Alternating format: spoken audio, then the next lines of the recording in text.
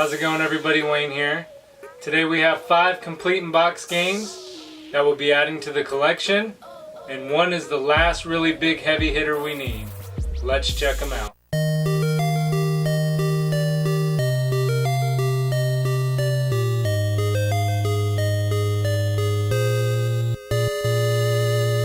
So the first one up is the last really big heavy hitter that we needed. We have Sculptor's Cut, Stunt Racer, Super Bowling, Bomberman Second Attack. I only need the manual for Transformers Beast Wars. We have Snowboard Kids 2. And the one that we were missing that's close to the $500 range is Worms Armageddon. Worms Armageddon was developed and published by Infogrames. It released for the N64 in 2000. Worms is a turn-based strategy game. In single player, you'll battle the computer with 4 worms. You can choose from a ton of different weapons such as bazookas, grenades, and even sheep. Exploding sheep. The idea of the game is to take out all of the opponent's worms by sheer force or knocking them into the water. Battling the computer can be pretty tough. The computer is incredibly accurate and almost never misses you. The real beauty of this game is the multiplayer mode. You can sit around with a group of friends and battle it out. Even playing in single player, it was hard to put down the controller. Worms Armageddon is a fun and addicting game. It's definitely worth adding to your collection. The game is very expensive, but you can find reproductions for a good price. Worms Armageddon is game number 121 for the collection, and the box and manual for this is in near mint condition. It cost me $525 shipped. And at $525 shipped, that brings our total up to $7,463 for the complete in box N64 library. Next up, we have a game that I wasn't really hunting for, but when it popped up on eBay, it was about half the price of all the other ones, and the condition of it was pretty good, so I went ahead and picked it up now, and that game is the Powerpuff Girls Chemical Extraction. Powerpuff Girls was developed by Viz Entertainment and published by BAM. It released for the N64 in 2001. Powerpuff Girls is a cartoon fighting game, much like Tom and Jerry on the N64. At least Tom and Jerry was somewhat enjoyable. Powerpuff Girls suck. So far, this is the worst game I've played on the system. It even beats V-Rally Edition 99. I hated the cartoon because it was annoying. It's no wonder that the game would be just as disappointing. The idea of the game is to beat your opponent by throwing objects, punching, and kicking. You'll be lucky to throw a couple items in a match though. The computer loves to kick you, and once they start, you have no control. It becomes a game of who can kick the other person more times first. All this bundled up with crappy graphics. If you like to get annoyed and have your blood boil, Powerpuff Girls is the right game for you. Powerpuff Girls is game number 122 for the collection, and it cost me $23 shipped.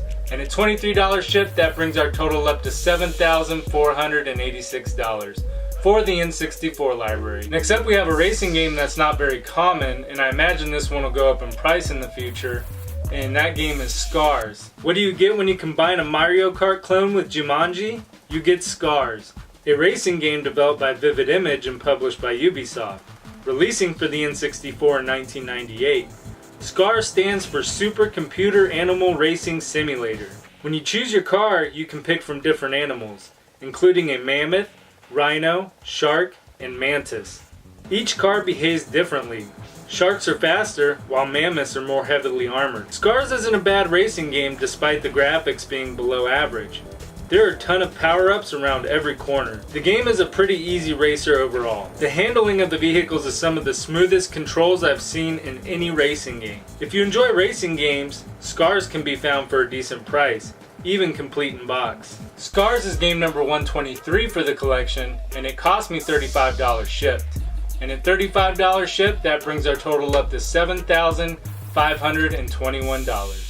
The next 2 games were bought in a lot, and the first game is Star Wars Shadow of the Empire. Shadow of the Empire was developed by LucasArts and published by Nintendo. It was available for purchase in 1996.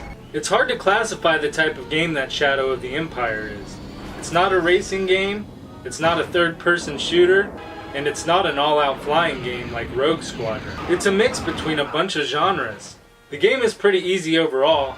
When you die, you respawn at the last checkpoint, but all the enemies you killed are still dead. The graphics and controls are pretty good on the flying stages, but the third-person shooting mode is awful. The game packs a lot of different things into one card, and it's a pretty neat game for releasing so early in the N64's life.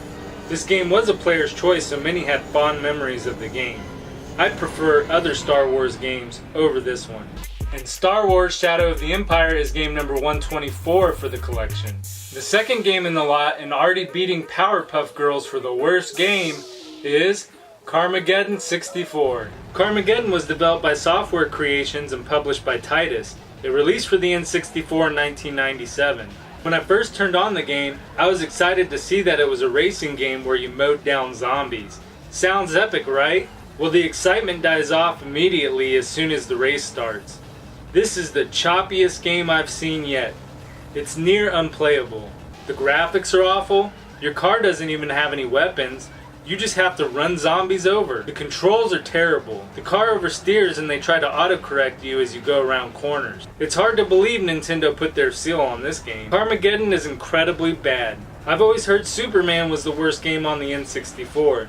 I haven't played it yet, but I can't imagine it being worse than this game. It's going to be interesting to see what my thoughts are after playing Superman. Carmageddon is game number 125 for the collection, and that lot of 2 games cost me $84 shipped, which is pretty good because Carmageddon alone can go over $100 in this condition. And at $84 shipped, that brings our total up to $7,605 for the complete in box N64 library. Let's get these games on the shelf.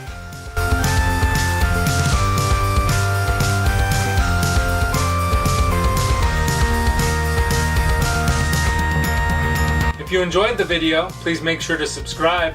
I'll be collecting the entire N64 library, complete in box, right here on the show.